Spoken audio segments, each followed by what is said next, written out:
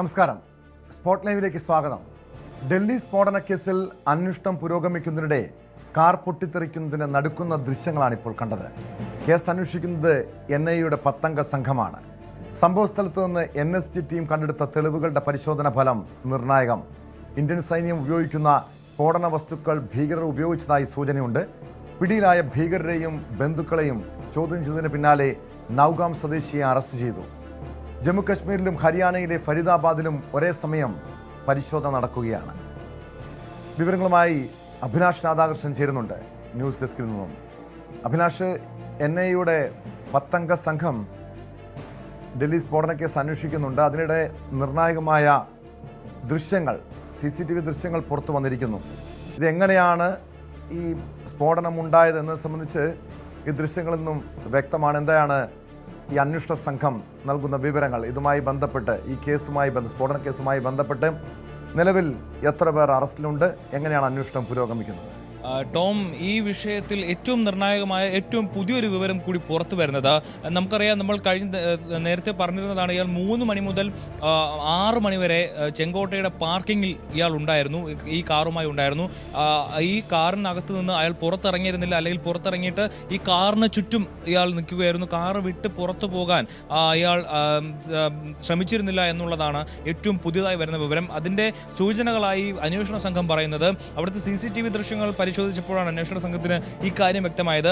അപ്പോൾ കൂടുതൽ നിഗമനങ്ങളിലേക്ക് അന്വേഷണ സംഘം എത്തുന്നത് ഇങ്ങനെയാണ്. അതായത് ആ ദിവസം തിങ്കളാഴ്ചയാണ്. തിങ്കളാഴ്ച ചെങ്കോട്ടയിൽ ഒരുപാട് ആളുകളെത്തും. അങ്ങനെ ഒരുപാട് ആളുകളെത്തി അവിടുത്തെ പാർക്കിങ്ങിൽ ഒരുപാട് വാഹനങ്ങൾ കാണും, ആളുകൾ കാണും, തിരക്കായിരിക്കും. അവിടെ വച്ച് ഈ കാറ് പൊട്ടിത്തെറിച്ച് ആളുകളെ താൻ സ്വയം മരിക്കുകയും അതുപോലെ അവിടെ വരുന്ന നിരവധിയായ ആളുകളെ കൊല്ലുകയും ചെയ്യാം എന്നുള്ളൊരു ഉദ്ദേശത്തിലാണ് ഇയാൾ ചെങ്കോട്ടയിലെ പാർക്കിങ്ങിലേക്ക് എത്തിയത് എന്നുള്ളതാണ് ഇപ്പോൾ പോലീസിന്റെ നിഗമനം. എന്നാൽ അയാൾക്ക്, ഉമർ നബി എന്ന് പറയുന്ന അയാൾക്ക് തെറ്റിയത് അന്ന് തിങ്കളാഴ്ചയായിരുന്നു, ചെങ്കോട്ട അവധി ദിവസമായിരുന്നു എന്നുള്ളതാണ്. അയാൾക്ക് അവിടെയാണ് പിഴച്ചുപോയത്, ഉമർ നബി എന്ന് പറയുന്ന ഭീകരന്. അങ്ങനെ തൻ്റെ പദ്ധതി പൊളിഞ്ഞത് മനസ്സിലാക്കി 3 മണി മുതൽ 6 മണി വരെ അവിടെ തിരക്കുണ്ടാകുന്നത് ഇയാൾ കാത്തിരുന്നു. പക്ഷേ അത് സംഭവിക്കാതെ പോയതിനാലാണ് അയാൾ അവിടുന്ന് 6:20 വാഹനമെടുത്ത് പുറപ്പെട്ടത് എന്നുള്ളതാണ് ഏറ്റവും പുതിയതായി നമുക്ക് ലഭിക്കുന്ന വിവരം. ഇത്തരം കാര്യങ്ങളൊക്കെ പോലീസ് അന്വേഷണ സംഘത്തിൻ്റെ കയ്യിൽ നിന്ന് ദേശീയ മാധ്യമങ്ങൾ വഴി നമുക്ക് ലഭിച്ചുകൊണ്ടിരിക്കുന്നതാണ്. ഇതിലൊരു സ്ഥിരീകരണം നമ്മുടെ അന്വേഷണ ഏജൻസിയും കേന്ദ്ര സർക്കാരും തന്നെയാണ് നൽകേണ്ടത്. എന്നാൽ ഏറ്റവും പുതിയതായി ലഭിക്കുന്ന വിവരങ്ങൾ ഇങ്ങനെയാണ്, നമുക്ക് ലഭിക്കുന്ന സൂചനകൾ ഇങ്ങനെയാണ്. അതായത് ചെങ്കോട്ടയിലെ പാർക്കിംഗ് ഏരിയയിൽ ബോംബ് പൊട്ടിക്കാനായിരുന്നു ഈ ഉമർ നബി എന്ന് പറയുന്ന ആളുടെ ഉദ്ദേശം. പക്ഷേ അവധി ദിവസമായതിനാൽ, ആളുകൾ കൂടാത്തതിനാൽ അയാളുടെ ഉദ്ദേശം തെറ്റിപ്പോകുന്നു. വലിയൊരു സ്ഫോടനം തന്നെയാണ് ഇയാൾ, ഈ ഡോക്ടർ ഉമർ ലക്ഷ്യമിട്ടതെന്നല്ലേ ഇതിൽ നിന്നും മനസ്സിലാക്കുന്നത്, ഈ അന്വേഷണ സംഘം നൽകുന്ന വിവരങ്ങളിൽ നിന്നും മനസ്സിലാക്കേണ്ടത്? കാരണം അഭിലാഷ് സൂചിപ്പിച്ചതുപോലെ ഇയാൾ പദ്ധതിയിട്ടതനുസരിച്ച് കാര്യങ്ങൾ നടന്നില്ല.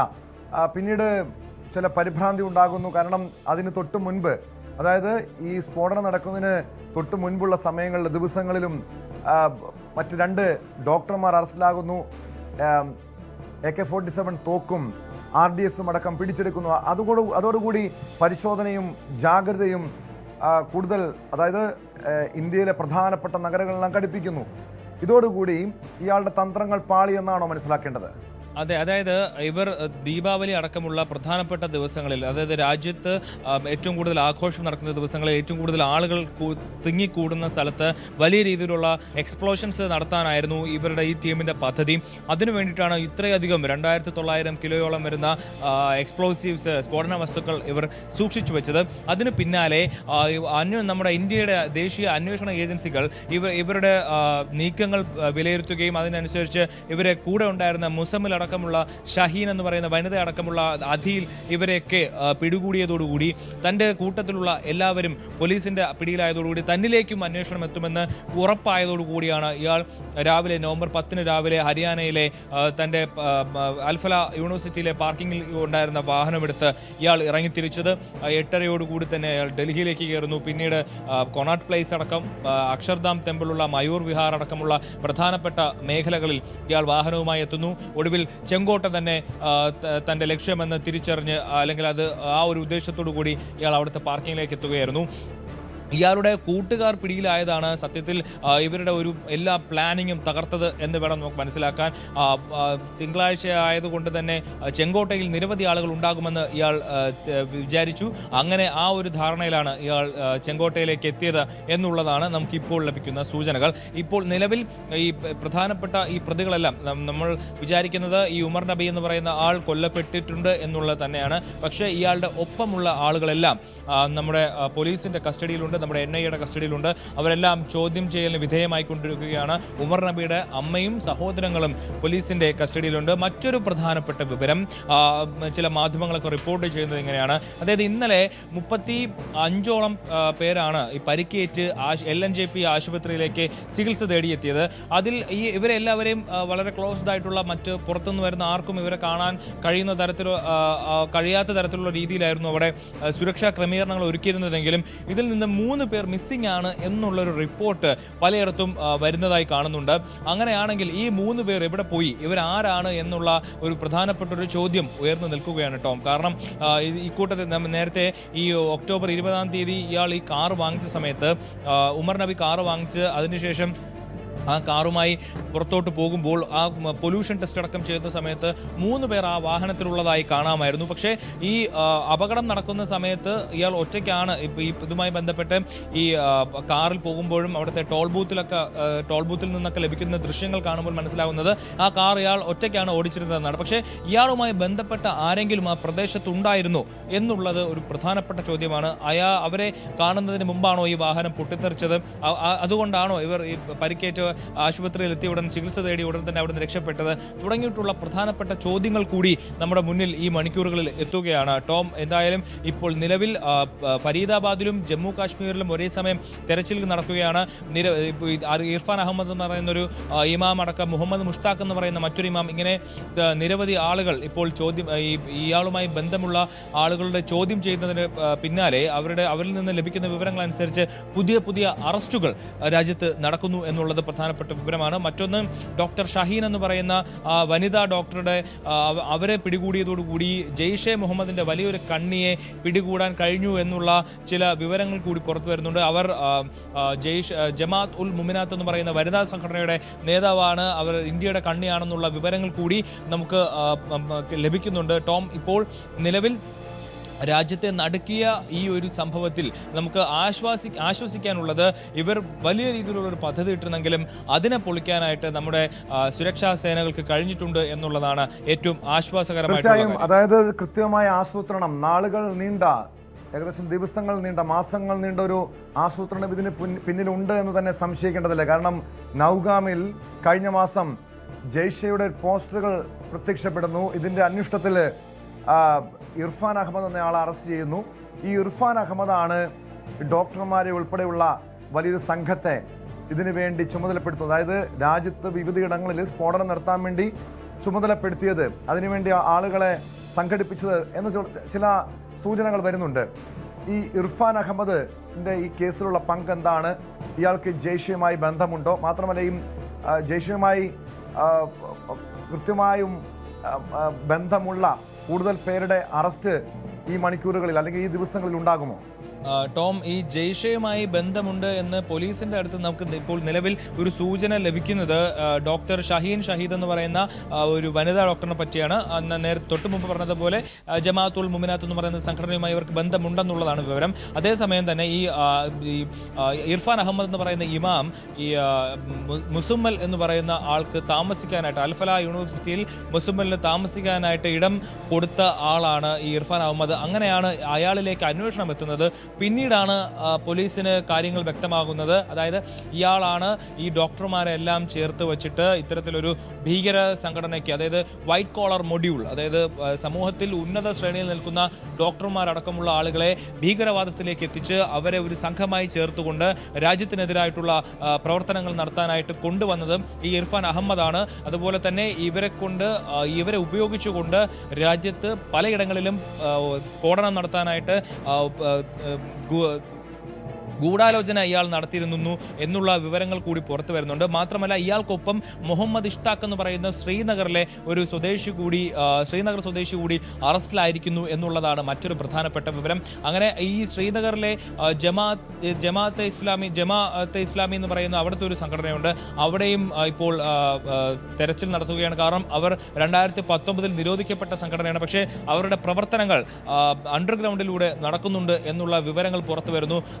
അതായത് ഒക്ടോബർ 19 ശ്രീനഗറിൽ പോസ്റ്റർ ഒട്ടിച്ച അവർക്ക് തന്നെ ഈ ഡോക്ടർമാരുമായി ബന്ധമുണ്ട് എന്നുള്ള സൂചനകളുണ്ട്. അതുമായി ബന്ധപ്പെട്ടാണ് ഇന്ന് വിവിധ ഇടങ്ങളിൽ ദേശീയ സുരക്ഷാ ഏജൻസികളുടെ റെയ്ഡുകൾ ഉണ്ടായത്. അതിന് പിന്നാലെ ഫരീദാബാദിലെ യൂണിവേഴ്സിറ്റിയിലും നിരവധി സുരക്ഷാ സേന അടക്കമുള്ള ആളുകളെത്തി 70ഓളം പേരെ ചോദ്യം ചെയ്തു. അതിൽ വിദ്യാർത്ഥികളുണ്ട്, അധ്യാപകരുണ്ട്, അതുപോലെ തന്നെ പള്ളിയുമായി ബന്ധപ്പെട്ട് നിൽക്കുന്ന ആളുകളുണ്ട് എന്നുള്ളതാണ് ഏറ്റവും പ്രധാനപ്പെട്ട മറ്റ് ചില വിവരങ്ങൾ കൂടിയുള്ളത്. എന്തായാലും മാത്രമല്ല ഇവർ 2020 അനന്ത്നാഗിൽ ഒരു ആശുപത്രിയിൽ ജോലി ചെയ്തിരുന്നതാണ്. അവിടെ വെച്ചിട്ടാണ് ഈ ഡോക്ടർ അദീലും ഡോക്ടർ മുസമ്മലും അതുപോലെ ഡോക്ടർ ഉമർ നബിയും തമ്മിൽ കാണുന്നതും പരിചയപ്പെടുന്നതും. അവിടെ വെച്ചിട്ട് എന്തെങ്കിലും ചില ഗൂഢാലോചനകൾ ഉണ്ടായിട്ടുണ്ടോ, മാത്രമല്ല അവിടുത്തെ ആശുപത്രിയിൽ ഇപ്പോഴുള്ള ഡോക്ടർമാർക്ക് എന്തെങ്കിലും ഭീകരവാദവുമായി ബന്ധപ്പെട്ടുള്ള പ്രവർത്തനങ്ങളോ പശ്ചാത്തലമോ ഉണ്ടോ എന്നുള്ള കാര്യങ്ങൾ കൂടി ഇപ്പോൾ അന്വേഷണ പരിധിയിലുണ്ട്. എന്തായാലും വ്യാപകമായിട്ടുള്ള ചുരുങ്ങിയത് 4 സംസ്ഥാനങ്ങളിലെങ്കിലും വ്യാപിച്ചു കിടക്കുന്ന രീതിയിലുള്ള അന്വേഷണമാണ് ഈ ചെങ്കോട്ടയ്ക്ക് മുന്നിലുണ്ടായ ഈ ഒരു ദുരന്തത്തിന് പിന്നാലെ, ഒരു സ്ഫോടനത്തിന് പിന്നാലെ NIA നടത്തിക്കൊണ്ടിരിക്കുന്നത്. NSG വിഭാഗത്തിന്റെ അങ്ങനെയാണെങ്കിൽ വേറെ ഏതൊക്കെ സ്ഥലങ്ങളിലാണ്, വേറെ ഏതൊക്കെ നഗരങ്ങളിലാണ് ഇവർ സ്ഫോടനത്തിന് പദ്ധതിയിട്ടത് എന്നത് സംബന്ധിച്ചുള്ള സൂചനകൾ NIAക്ക് ലഭ്യമായിട്ടുണ്ടോ അഭിലാഷ്? കാരണം ഈ അവസാന മണിക്കൂറുകളിലാണ് ഡോക്ടർ ഉമർ നബിയെക്കുറിച്ച് ചില സൂചനകൾ പോലീസിന് ലഭിക്കുന്നത്. അതായത് അതിന് മുൻപ് 2 ദിവസങ്ങളിൽ ഡോക്ടർ മുഹമ്മിൽ ഷക്കീലിനെയും മറ്റും അറസ്റ്റ് ചെയ്യുന്നു. ഇവരിൽ നിന്നാണ് ഉമറിനെ കുറിച്ചുള്ള വിവരങ്ങൾ ലഭിക്കുന്നത്. അതായത് ഈ സ്ഫോടനം നടക്കുന്നതിന് തൊട്ട് മുൻപുള്ള മണിക്കൂറുകളിൽ ആ സമയം ഈ ഉമർ എവിടെയുണ്ട് എന്ന് സംബന്ധിച്ചുള്ള കൃത്യമായ വിവരം ലഭിച്ചിരുന്നോ? ഇയാൾ എത്ര നാളുകളായി ഈ സംഘത്തിനൊപ്പം ചേർന്നിരുന്നു? അതായത് ഈ ജെയ്ഷെ സംഘത്തിനൊപ്പം, ഭീകരവാദ പ്രവർത്തനങ്ങളുടെ ഭാഗമായി ഇവർക്കൊപ്പം ചേർന്നു എന്നത് സംബന്ധിച്ചുള്ള വിവരങ്ങൾ ലഭ്യമായിട്ടുണ്ടോ? ടോം, ഇപ്പോൾ ഈ ഒരു തിങ്കളാഴ്ച വൈകിട്ട് ഒരു 6:50 കൂടിയാണ് ഈ ഒരു സ്ഫോടനം ഉണ്ടാകുന്നത്. അതിന് പിന്നാലെ ഒരു മണിക്കൂറുകൾക്കകം തന്നെ, ചുരുങ്ങിയത് 2 മണിക്കൂറിനുള്ളിൽ തന്നെ ഇയാളുടേതെന്ന് കരുതപ്പെടുന്ന ഒരു ചിത്രം, അതായത് ഉമർ നബി എന്ന് അറിയപ്പെടുന്ന അയാളുടെ ചിത്രം സുരക്ഷാ ഏജൻസികൾ പുറത്തുവിട്ടിരുന്നു. അതിൽ നിന്ന് നമുക്ക് മനസ്സിലാക്കേണ്ടത് ഇയാൾ ട്രാക്കിങ്ങിലായിരുന്നു, ഇയാളുടെ പിന്നിൽ പോലീസ് ഉണ്ടായിരുന്നു എന്നുള്ള കാര്യമാണ് മനസ്സിലാക്കുന്നത്. കാരണം ഇത്തരത്തിലൊരു 7 മണിക്കൂർ സ്ഫോടനം ഉണ്ടാകുന്നു. 8:30-9 മണിയോടുകൂടി തന്നെ ആ സ്ഫോടനത്തിന് പിന്നാലെ ഇയാളാണ് ആ വാഹനം ഓടിച്ചിരുന്നതെന്നുള്ള വിവരങ്ങൾ പുറത്തു വരുന്നു. അയാളെ സംബന്ധിച്ചുള്ള എല്ലാ വിവരങ്ങളും മാധ്യമങ്ങൾക്ക് കിട്ടുന്നു എന്നുള്ളത് നമുക്ക് അത് ഇയാളെ പറ്റിയുള്ള വിവരങ്ങൾ പോലീസിന് നേരത്തെ തന്നെ ലഭിച്ചിരുന്നു എന്നുള്ളതിൻ്റെ ഒരു സൂചനയായിട്ട് നമുക്ക് കാണാം. മാത്രമല്ല ഇയാൾ ഈ ഡൽഹിയിലേക്ക് എത്തുന്നത് അതിന് മുമ്പായിട്ട് തന്നെ 2020 അനന്ത്നാഗിൽ അവിടുത്തെ ആശുപത്രി ഇയാൾ ജോയിൻ ചെയ്യുന്നു. അതിനുശേഷം അവിടെ പ്രവർത്തിച്ചതിന് ശേഷമാണ് ഫരീദാബാദിലെ അൽഫലയിലേക്ക് എത്തുന്നത്. അപ്പോൾ ഈ ഡോക്ടർ അത്തീൽ, ഡോക്ടർ ഉമർ നബി, അതുപോലെ ഡോക്ടർ മുസമ്മൽ ഷക്കീൽ, ഈ 3 പേരും ഒരേ സമയം കണ്ടുമുട്ടിയവരാണ്. അപ്പോൾ നമുക്ക് അതിൽ നിന്നും വ്യക്തമാകുന്നത് 2020 മുതൽ തന്നെ ഇവർ പരസ്പരം ഒരേ പ്രത്യയശാസ്ത്രപരമായി ചില ഇത്തരം ദേശവിരുദ്ധ പ്രവർത്തനങ്ങളിൽ ഏർപ്പെടുന്നു എന്നുള്ളത് അവിടെ വെച്ച് തന്നെ ഇവർ ഒരുമിച്ച് കണ്ടുമുട്ടുന്നതിന് കാരണമായി എന്നുള്ളതാണ് നമുക്ക് മനസ്സിലാകുന്നത്. അതിനുശേഷമാണ് ഇവർ ഒരുമിച്ച് ഹരിയാനയിലെ ഫരീദാബാദിലേക്ക് നീങ്ങുന്നത്. പക്ഷേ ഇവരുടെ നീക്കങ്ങൾ ട്രാക്ക് ചെയ്യപ്പെടുന്നിടത്താണ് ഇവരുടെ എല്ലാ പദ്ധതികളും പൊളിഞ്ഞത് എന്നുള്ളതാണ്. ഒരുപക്ഷെ നമ്മൾ ഓരോ ഭാരതീയൻ്റെയും ഭാഗ്യം കൊണ്ടാകാം ഇവർ കൂടുതൽ വലിയ രീതിയിലുള്ള ഓപ്പറേഷൻസ് പ്ലാൻ ചെയ്യുന്നതിന് മുമ്പ് തന്നെ നമുക്ക് ഇവരെ പിടികൂടാൻ കഴിഞ്ഞത് എന്നുള്ളത് നമ്മളെ സംബന്ധിച്ച് നമ്മുടെ ഭാഗ്യമായിട്ട്, നമ്മുടെ സുരക്ഷാ സേനകളുടെ കഴിവായിട്ട് നമുക്ക് അതിനെ കരുതാം. പക്ഷേ ആ കാലഘട്ടം മുതൽ തന്നെ ഇവർ പ്ലാൻ ചെയ്ത് മുന്നോട്ട് വരുന്നു എന്നുള്ളത് ആശങ്കപ്പെടുത്തുന്ന കാര്യമാണ്. കാരണം അതിലൊരു പ്രധാനപ്പെട്ട ഒരു പോയിന്റ് ഉള്ളത്, ഇവരെല്ലാം വിദ്യാർത്ഥികളെ പഠിപ്പിക്കുന്ന ആൾക്കാർ കൂടിയാണ്, അസിസ്റ്റന്റ് പ്രൊഫസറായിട്ട് ജോലി ചെയ്യുന്നവർ കൂടിയാണ്. അതുകൊണ്ട് തന്നെ സമൂഹത്തിൽ ഏറ്റവും ഉന്നത ശ്രേണിയിലുള്ള കുട്ടികളെ അടക്കം പഠിപ്പിക്കുന്ന ആളുകൾ അവരിലേക്ക് എന്തൊക്കെയാണ് കുത്തിവെച്ചിട്ടുള്ളത് എന്നുള്ള കാര്യം വ്യക്തമാകേണ്ടതുണ്ട്. ഇവർ ആരൊക്കെയുമായിട്ടാണ് സംസാരിക്കുന്നത്, ക്ലാസ് ടൈമിന് ശേഷവും ഇവർ കുട്ടികളുമായി സംസാരിക്കുന്നുണ്ടോ, അത് എന്തൊക്കെ കാര്യങ്ങളാണ് സംസാരിച്ചിരുന്നത്, ഏത് വിധത്തിലാണ് ഇവർ സാറ്റലൈറ്റ് ഫോണുകളൊക്കെ ഉപയോഗിച്ചിരുന്നോ തുടങ്ങിയിട്ടുള്ള കാര്യങ്ങളെല്ലാം അന്വേഷിച്ചാൽ മാത്രമേ ഇവരുടെ ഭീകര പ്രവർത്തനങ്ങൾ ഏത് തരത്തിലായിരുന്നു, അത് എത്രത്തോളം മുന്നിലേക്ക് പോയിട്ടുണ്ടോ എന്നുള്ള കാര്യങ്ങൾ വ്യക്തമാവുകയുള്ളൂ. പക്ഷേ അതെല്ലാം വ്യക്തമാക്കുന്നതിന് വേണ്ടിയിട്ടാണ് NIA അടക്കമുള്ള സംഘങ്ങൾ ഇപ്പോൾ എത്തിയിരിക്കുന്നത്. മറ്റൊരു പ്രധാനപ്പെട്ട ചോദ്യം എന്ന് പറയുന്നത് ഇവർക്ക് എവിടെ നിന്നാണ് ഇത്തരത്തിൽ അമോണിയം നൈട്രേറ്റ് അടക്കമുള്ള സ്ഫോടക വസ്തുക്കൾ 2900 കിലോയോളം സാധനങ്ങൾ ഇവർക്ക് എവിടെ നിന്ന് കിട്ടി, അത് അവർ എത്ര നാൾ സൂക്ഷിച്ചു, ആരെത്തിച്ചു, ഇത് എങ്ങനെ സൂക്ഷിക്കാൻ അവർക്ക് കഴിഞ്ഞു തുടങ്ങിയിട്ടുള്ള കാര്യങ്ങൾ, ഇത് പുറത്തറിയാതെ എത്ര നാൾ സൂക്ഷിക്കാൻ അവർക്ക് കഴിഞ്ഞു എന്നുള്ള കാര്യങ്ങളടക്കം, എന്നാണ് ഇവരിത് ശേഖരിച്ചു വെച്ചത് തുടങ്ങിയിട്ടുള്ള കാര്യങ്ങളെല്ലാം പ്രധാനപ്പെട്ട ചോദ്യങ്ങളാണ്. ഇന്ത്യൻ സൈന്യം ഉപയോഗിച്ചു പോരുന്ന ചില സാധനങ്ങൾ പോലും ഇവരുടെ കൈവശം ഉണ്ടായിരുന്നു എന്നുള്ളത് ഞെട്ടിപ്പിക്കുന്ന വിവരങ്ങളാണ്. അമോണിയം നൈട്രേറ്റ് അടക്കമുള്ള സ്ഫോടക വസ്തുക്കളുടെ സാമ്പിളുകൾ ഈ സ്ഫോടനം നടന്ന സ്ഥലത്ത് നിന്ന് NSGയുടെ ഫോറൻസിക് ടീമിന് ലഭിച്ചിരുന്നു. അതിൻ്റെ പരിശോധനാ ഫലം നമ്മൾ കാത്തിരിക്കുകയാണ്. ഇന്നല്ലെങ്കിൽ നാളെ പരിശോധനാ ഫലങ്ങൾ വരും. അത് വരുമ്പോഴായിരിക്കും കൂടുതൽ എന്തൊക്കെ എക്സ്പ്ലോസീവ്സ് ആണ് ഇവർ ആ കാറിനകത്ത് ഉപയോഗിച്ചിരുന്നത് എന്ന് കൃത്യമായി നമുക്ക് പുറത്തു പറയാൻ കഴിയുകയുള്ളൂ. എന്തായാലും അമോണിയം നൈട്രേറ്റിൻ്റെ സാന്നിധ്യം ഏറെക്കുറെ സ്ഥിരീകരിക്കപ്പെട്ടിരിക്കുന്നു. അതിനപ്പുറം മറ്റേതെങ്കിലും വസ്തുക്കൾ ഉണ്ടായിരുന്നോ എന്നുള്ളത് കൂടി ഈ NSG ടീമിന്റെ ഫോറൻസിക് ടീമിന്റെ റിപ്പോർട്ട് വരുമ്പോഴേ നമുക്ക് പറയാൻ കഴിയുള്ളൂ. ടോം, വ്യക്തമാണ്. അഭിലാഷ് രാധാകൃഷ്ണനാണ് വിവരങ്ങൾ നൽകിയത്. മറ്റൊരു പ്രധാനപ്പെട്ട